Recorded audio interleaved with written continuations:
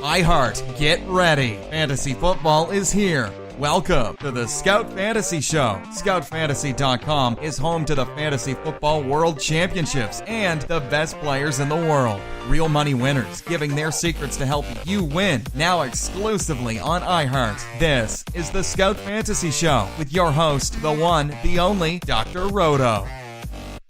Hey there, everybody, it's Dr. Roto. Get out the insurance cards. Get out the copay. The office is open, my friends. So lots of injuries in fantasy baseball. Let's talk about some of these injuries and what we can do. Firstly, Ronald Odor injured for the Rangers. Probably going to go on that DL very shortly there. Injured hamstring.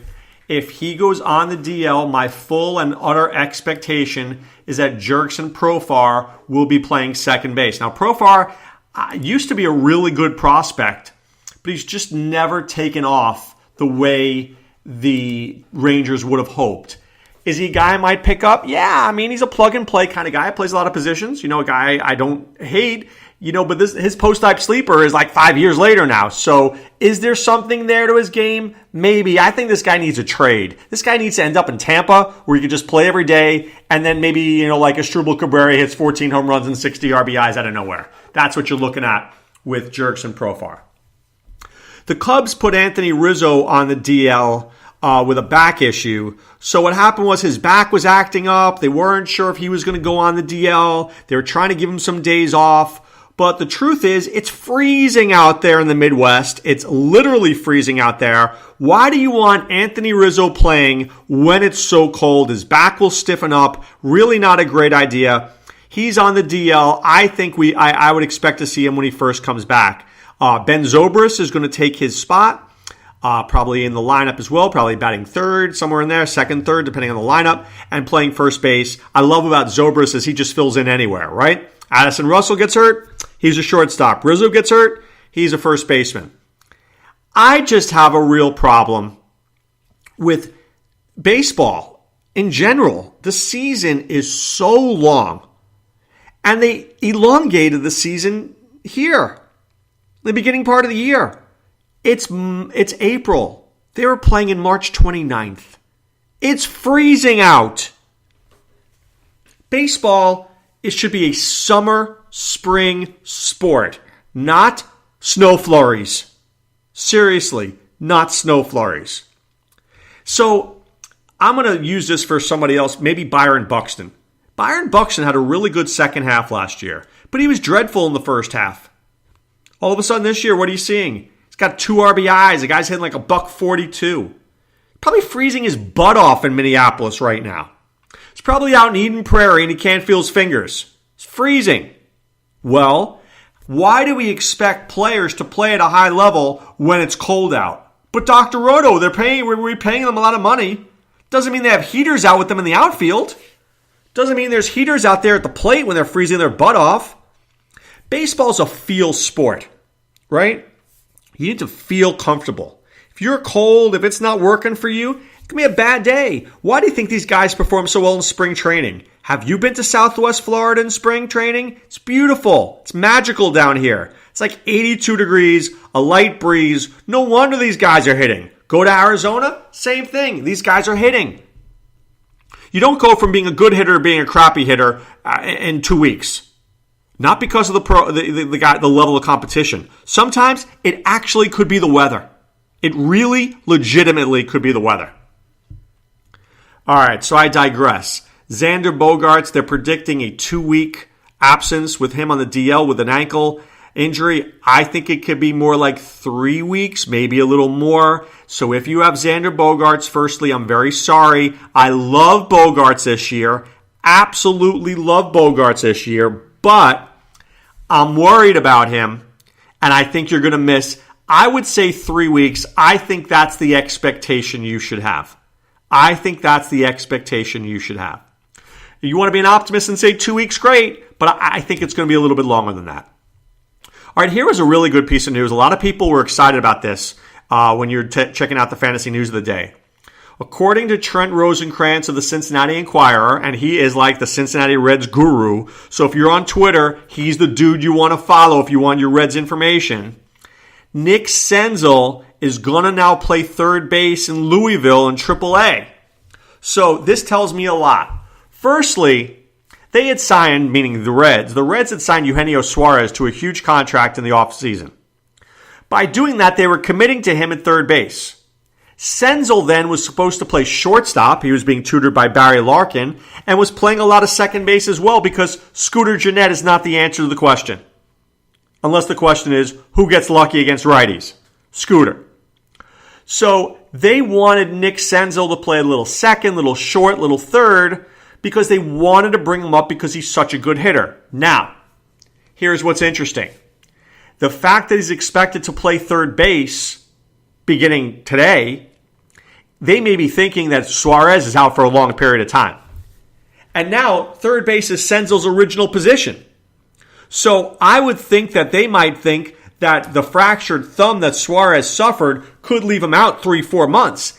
If that's the case, let's bring Senzel up at a position he already knows and is comfortable with, because Senzel was only playing the other position just to get in the lineup because of Suarez. But if Suarez is not in the lineup, let's put Senzel in where he's comfortable. That makes all kinds of sense to me. All kinds of sense. So, Senzel could be up in the next 10 to 14 days. The big question is, Super 2. What's the day on the time clock? I don't know this day. I guess I should, but sometimes it's very weird. It's different from each player. It's different from, I don't know. So I don't know the exact day for Nick Senzel. The second he can come up and the second they don't lose time, he's coming up. There's some rumor out there that he may come up there this weekend because they're playing the Cardinals this weekend and they want to sell more tickets. Yeah, I don't know about that. Maybe he plays for Tuesday and Wednesday and they bring him up for Friday. It's possible. It's possible. If that's the case, the Reds are really desperate to fill seats. And they know that Cardinals are going to sell, so you bring up Senzel, you put him against the Cardinals, you get 40,000 to come to the game. That's a little desperate, but it's possible. It is possible. Okay? So, Ken Giles, by the way, I talked about yesterday about him possibly losing some save opportunities. He got the opportunity yesterday. That was good to see. Peacock came in the 8th, then Davinsky, then Giles closed it out. So if you have Giles, be patient. You're going to need him to pitch well. I mean, he's been very, very iffy, but that was good news.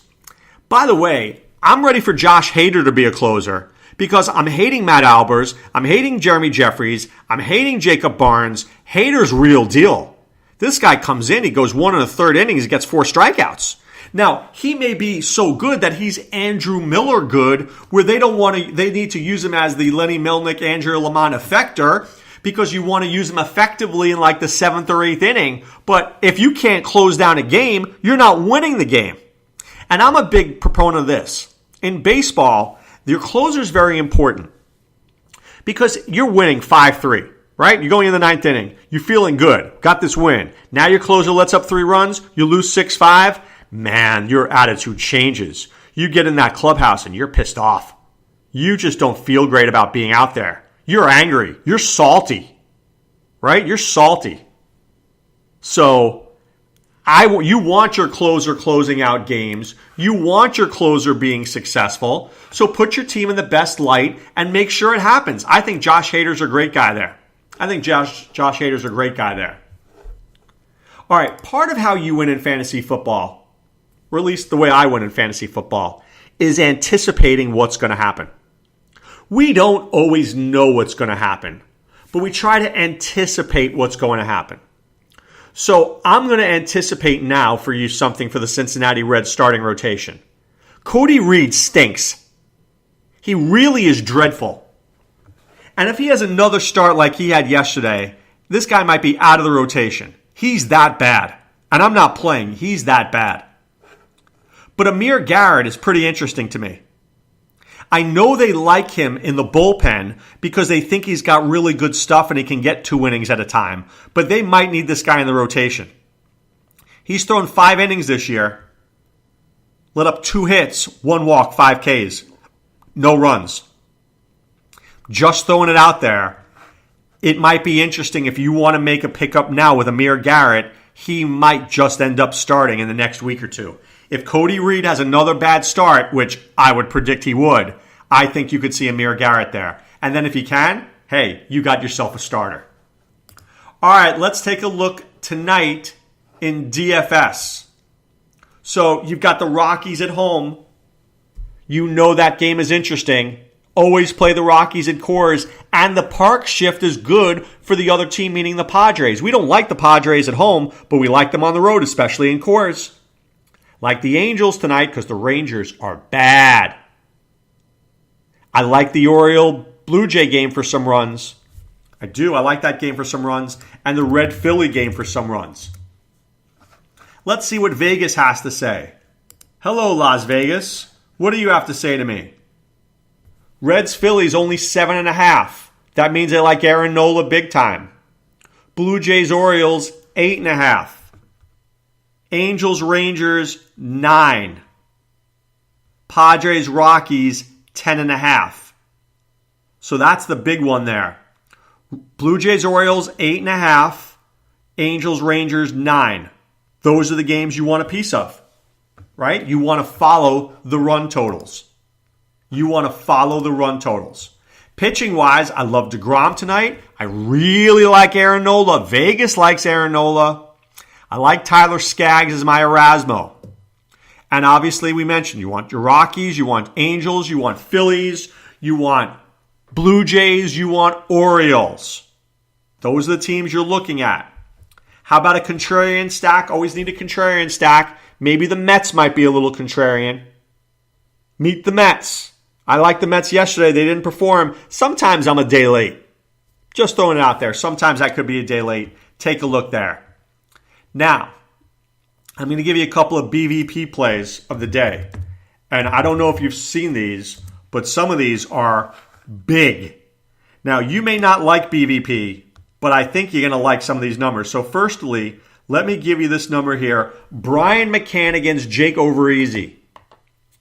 13 hits and 28 at-bats. 3 home runs, 10 RBIs. He's hitting .464. Please lock this guy in Visionary style. Please. Please, I beg you. I literally am begging you. I mean, that's just too good. Here's another one. Fast Freddie Freeman against Steven Strasburg. 15 for 40, 4 home runs, 11 RBIs. That's another one I'm locking in. Seriously, I'm locking that one in too. You may not like BVP, but BVP says something. It says something. And I'll give you one more crazy, off-the-wall, insane play. Justin Bour's been disgusting this year. He really has. But he's a good hitter. And he's the kind of guy that can just blast one out at any time. Could this be his night? If it is, he might be in your lineup if you use him. I think I'm going to use him on a team. I'm not going to do a Marlin stack, that's for sure. But I might do a one-off. I might use him on FanDuel as my utility guy and hope to get a home run. If I do, I might just be your rich friend. But right now it's time to put away the insurance cards, put away the copay. The office is closed, my friends. Please go to scoutfantasysports.com. Please be a member. Ask questions. We give you the answers. We go to the forums. We see the questions. Rona, Sean Childs, and I trying to help you at all times to win your leagues. Okay? DFS, Steve Renner, Steve Hillman, Jaguar Lou, Rob Garriak, giving you articles, podcasts, helping you win money in DFS. That's how we roll at scoutfantasysports.com. All right, guys, this is Dr. Roto wishing you a great day. Be well. Take care. Thanks for listening to the Scout Fantasy Show. There's never been a better time to join the Scout Army. Visit scoutfantasy.com. Use the promo ROTO for 2 months free. And don't forget, fantasy players, please thumbs up the podcast on the iHeart app. See you next time. Go Scouts!